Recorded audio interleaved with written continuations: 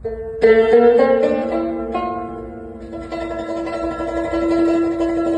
ژمي هرکلی د افغانانو دودیز تیاری او ولسي رواجونه.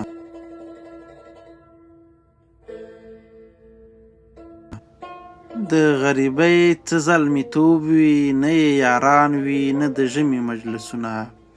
او عالمه یو تر بل زارېږئ، عالمه یو تر بل زارېږئ، ژوندون د ژمي مازدیګر دی تېر بشینه.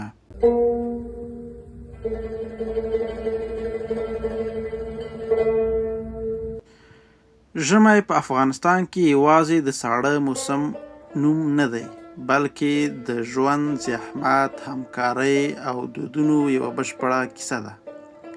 افغانان له پخوا راهیسې د ژمي راتګ ته د ځانګړو تیاریو او رواجونو له لارې هرکلی وایي، ځکه دلته ژمی اسانه نه، بلکې د صبر او تدبیر موسم دی.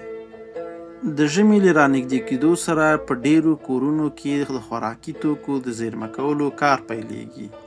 غنم، اوړه، وریجې، لوبیا، نخود او وچې میوې له وړاندې برابریږي. ښځې د ژمي لپاره ځانګړي توکي چمتو کوي، لکه قروت، لنده مڼه، چارمغز او ممیز.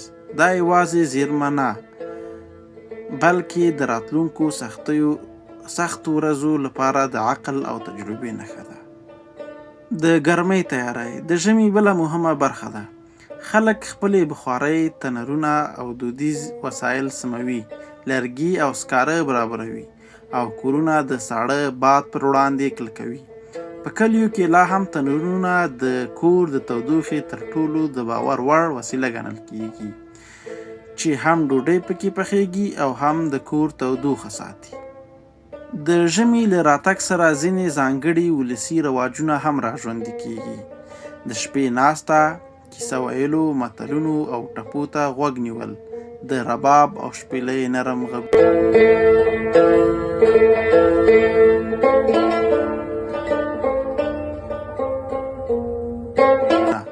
او د مشرانو تجربې اوریدل د ژمي اوږدې شپې لنډوي. ماشومان د سپینو کیسو په اوریدلو لویږي او ځوانان د پخوانیو ژوند زده کوي. په کلیوالو سیمو کې د څارویو ساتنه هم د ژمي مهمه تیاری دی. خلک واښه، وچه، لوسره او غله زیرمه کوي، طویلې ګرموي او د یخ وهلو مخه نیسي. دا کار د دې ښکارندویي کوي چې افغانان د ژمي یوازې د ځان لپاره نه، بلکې د خپلو څارویو لپاره هم حسابوي.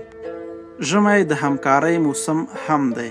خلک یو د بل حال پوښتي، د اړتیا پر وخت مرسته کوي او د ستونزو په وخت اوږه ورکوي. همدا ګډ ژوند، همدردي او رواجونه دي چې د افغانانو ټولنه ژوندۍ ساتي. په پای کې ویلی شو چې د ژمي تیاری په افغانستان کې یوازې فزیکي چمتووالی نه دی، بلکې یو کلتوري میراث